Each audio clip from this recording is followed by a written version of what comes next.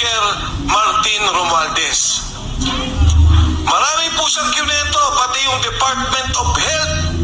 Pinapakailaman ang pondo, ang mga kontrata, ang mga gamot at tulong sa mahihirap. Meron pang kinuwento si Sergeant Gutesa, sabi niya, Sir, ang dami po naming pera pinamimigay sa media.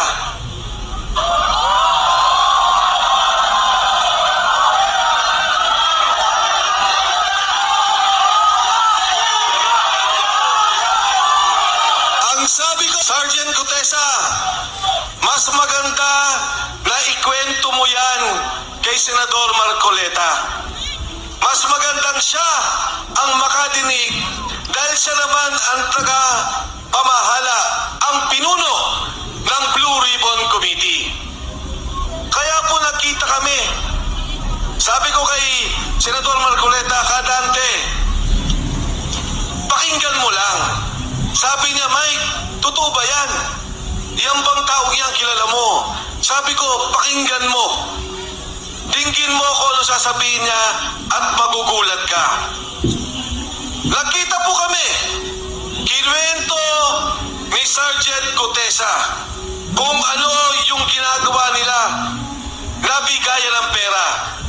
Ang katunayan mo, ngayon ko lang nalaman na yung isang maleta pala kaya maglaman ng 48 million pesos.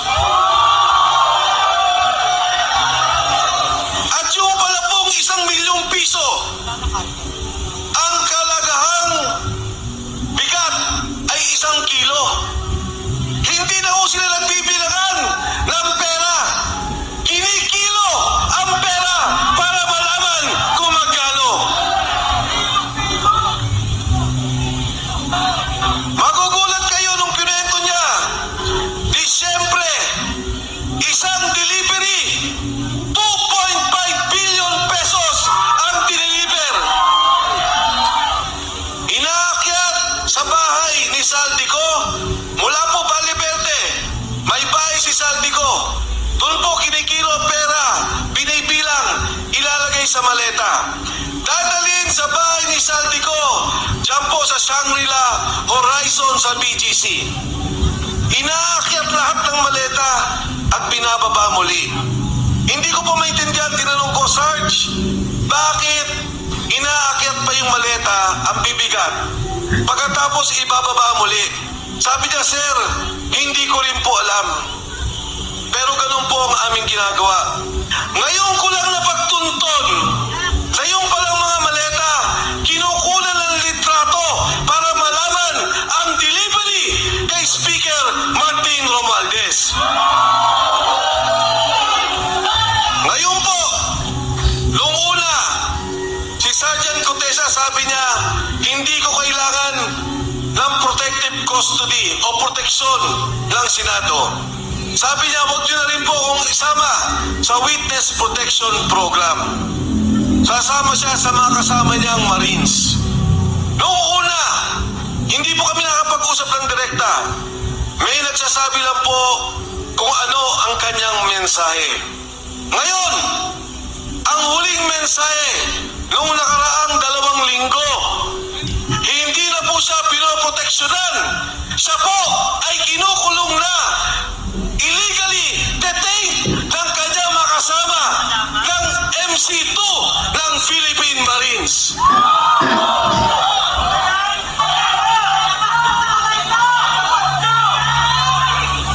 Alam niyo po, ang kinakaawa ko, naintindihan ko, si Sergeant Gutesa, napapirma na po nila ng affidavit.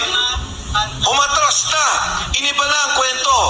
Ang sabi niya, si Defensor at si Marcoleta ay babayaran daw siya sa kanyang sasabihin. Binidyo si Sergeant Gutesa, pero hindi po ako galit.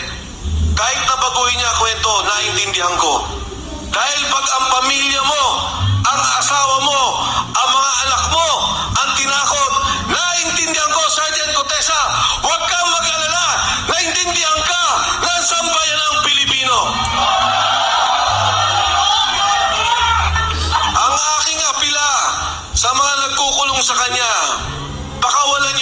yung tao. Total naman, napapirma nyo na. Nagbago na ng salita. Total naman, na-video nyo niya. Na sinasabi na na iba na ang kanyang salita. Na hindi na siya nag-deliver kay Martin Romualdez. Pakawalan nyo na po yung tao. Dahil yung tao, hindi na kinabang kahit singko sa kawalang yan, sa korupsyon na nakikita natin sa gobyerno. Yung kay Sergeant Cortesa, konsensya, nalulunod yung kanyang kamag-anakan. Yung mga kasama niyang sundalo, nalulunod yung pamilya sa Bicol, pinabaha, nawala ng negosyo, nawala ng pangkabuhayan. Pero ni Cinco, hindi ang kumita. Hindi ang congressman, hindi ang senador, hindi ang contractor, hindi ang DPWH. Nag-deliver lang yan ng pera at na konsensya sa nakikita niyang nakawan sa sambayan ng Pilipino. Mga kasama, kahapon lang, yung pamilya niya, inilipat na namin ang bahay dahil binabantayan din. Bakit? Dahil si Saldico, sinabi niya, totoo ang sinasabi ni Cortesa. Ang aking pong kinagulat, ang aking pong kinamangha, dati ang sinasabi ko, imbestigahan ninyo si Saldico. Dati ang sinasabi ko, imbestigahan ninyo si Speaker Martin Romualdez. Ngayon ko lang narinig yung sinabi ni Saldico na ang pera, dinadaan niya, dinadala nila ang mali-maliit ang pera kay President Bongbong BBM Marcos. Ang sabi ni Pangulong Marcos, maya naman kayo. Ang sabi niya, ikulong ang nagnakaw. Ang hamon ko sa kanya, President BBM Marcos, ikaw ang mastermind. Ikaw ang dapat mahiya. Ikaw ang dapat ikulong ng sambayanang Pilipino.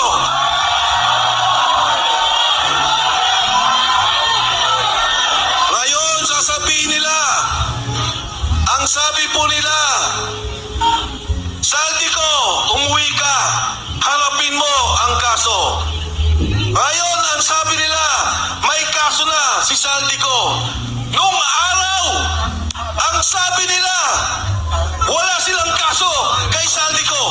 Nung sila na ang tinuro, Speaker Martin Romualdez, President Bongbong Marcos, biglang nagkakaso, biglang papauwiin dito.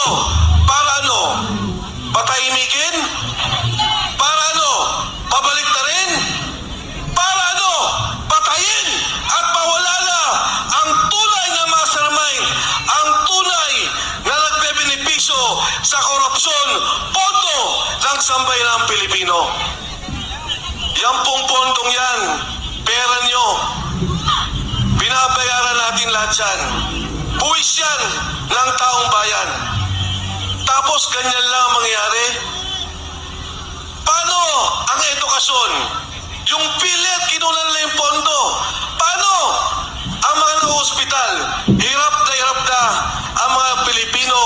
Pero ngayon narinig natin, bilyon-bilyon ang nawawalang pondo. Ngayon o, yung mag-asawang Paul Estrada, eto yung assistant ni Saldico. Anong ginawa nila? Ibinyahe, papalabas. Yung Paul Estrada na konsensya. Yung kanyang asawa po, tumawag at sinabing gusto na nila umuwi. Ano pong ginawa? Binugbog! Pagkatapos, inilipad sa Chile. Pero may maganda po akong balita sa inyo. Yung pong mag-asawang yan, hawak na natin. Si Paul Estrada po, kailangan natin protektuhan. Dahil siya mismo, sabi ni Saldico, ang nagdi-deliver kay Martin Romualdez at President Bongbong Marcos. Mga kasama, yung ating pong pagkakaisa ngayong hapon, nung una, ayokong manawagan na mag-resign si Bongbong Marcos.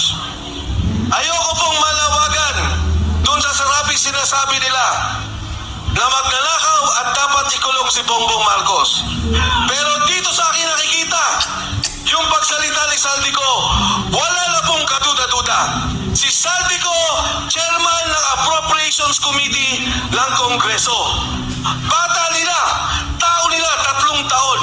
Hindi ka magiging chairman ng Appropriations Committee kung hindi ka pinili ng Pangulo. Si Speaker Martin Romualdez, pinili ng Pangulo. At yung pontong yan, sila ang gumagawa. Sila ang nag-aayos. Ngayong pong araw, tinanggal si Executive Secretary Bersamin. Tatanggalin din daw ang DBM Secretary Amina Pagandaman. Ang apil ako sa kanilang dalawa, magsalita na rin kayo bago kayo kasuhan at ituro ng administrasyong to. Alam nila ang galawan ng pondo. Alam nila ang nangyayari. Maawa naman kayo sa sambayan ng Pilipino. Sa kasaysayan po natin, ngayon lamang nangyari ang ganitong korupsyon. Ngayon lamang ang nangyari ang ganitong lakawan. Ang sitwasyon po natin, ang mismong sindikato, ang administrasyon, ang Pangulo, ang nangunguna sa sindikato ng Republika ng Pilipinas.